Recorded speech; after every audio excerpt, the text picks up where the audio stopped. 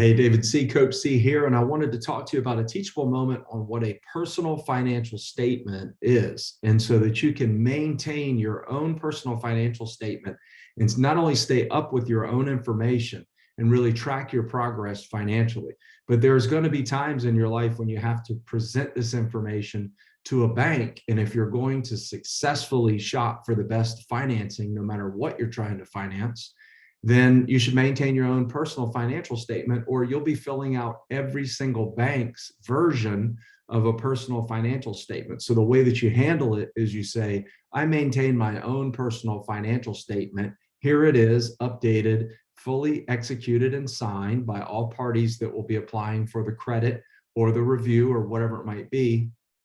And then they can just send you a simple document to sign that basically says that you attest that it's all true and correct. So let's go through this. And really, you can approach this as an individual or as two individuals if you're going to be doing it jointly.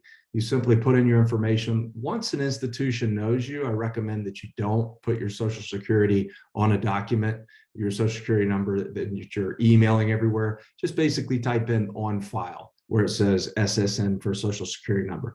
Pretty basic, easy to understand here. Now, when you start getting into the meat and the potatoes of what it is, then you want to be going through the assets and the liabilities of what you have. I always just try to keep that information summarized so that it's easy to fill in these boxes. And once you go through this exercise one time, it may seem extremely tedious and it might seem a little frustrating. But once you do it one time, then you're going to be an expert at it. And I actually have this template for you to use so you can have it in Excel format.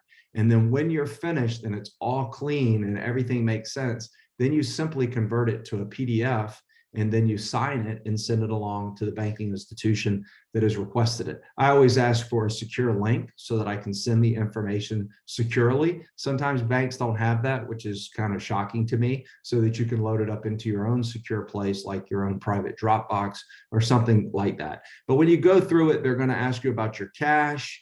They're going to ask you about your government and readily market securities, that's stocks and bonds.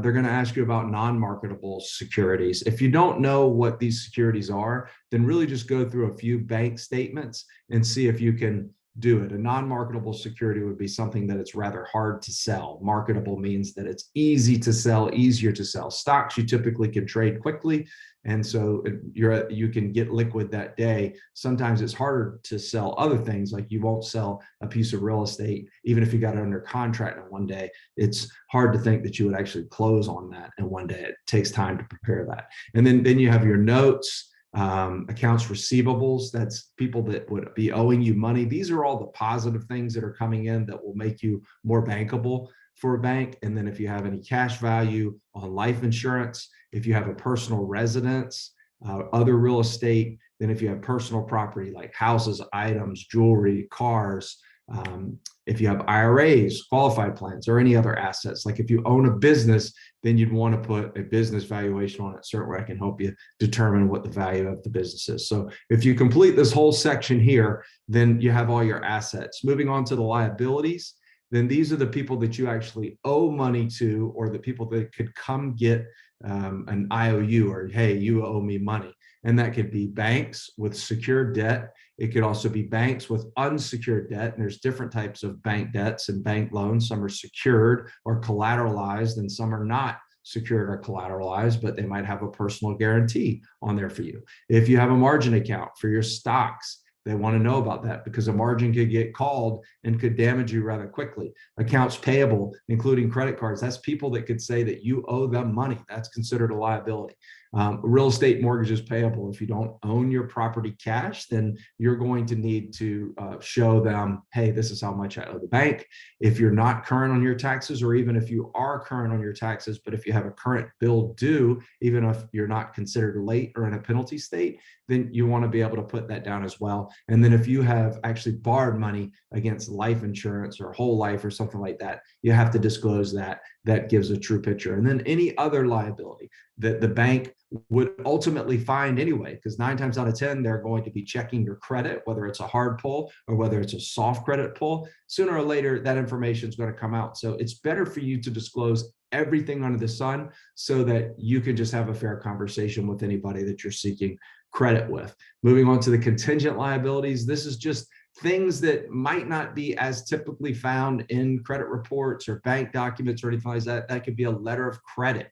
That could be a future capital contribution, like something's coming that you're going to have to pay for, but no one else would know, but it's coming, so you could put that on there as well.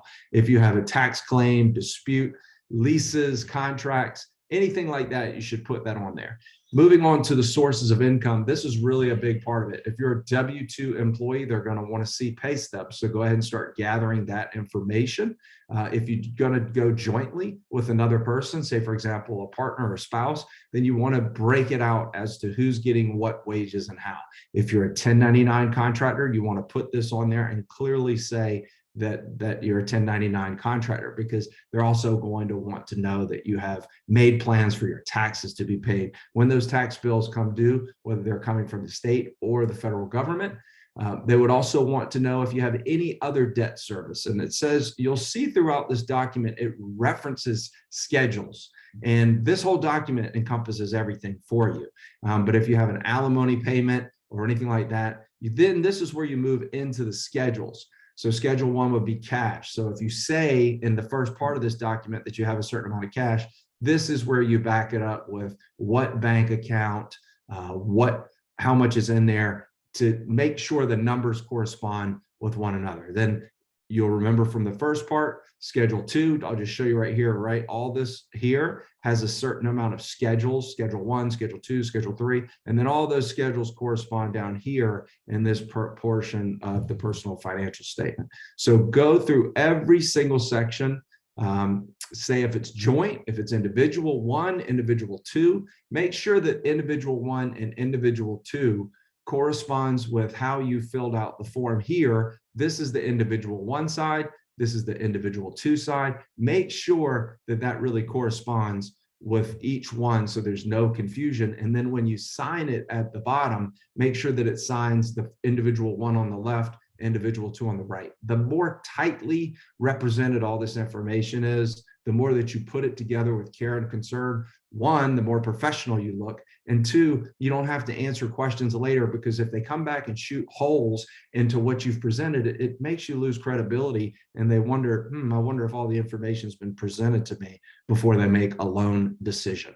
Down at the bottom here, it'll tell you if you have any children, numbers of dependents. Have you drawn a will? You need a will. It really doesn't matter. You need a will unless you want the state that you reside in to determine the future of any assets that you own, and that's not good tax planning. That would mean you'd need also an executor or executor, somebody that could look out for you in the event that you pass away and that someone needs to go through your estate.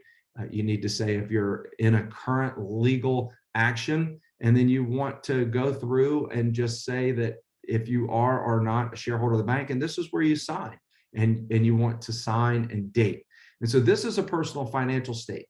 You have it, keep it saved in Excel format so that you can update it. And then you always want to date when you've updated it last. It's not uncommon for someone to want something current within the last 30 days. When you finish it, you can simply export it after you save it into a PDF. And that's when you sign it and send it along to the bank. So this is a personal financial statement, and this is how you go through it. And if you spend the time to have a tightly organized personal financial statement, you will be considered a much better borrower. Hey, check out any other videos that I've created on teachable moments, especially on how to organize you and your family financially.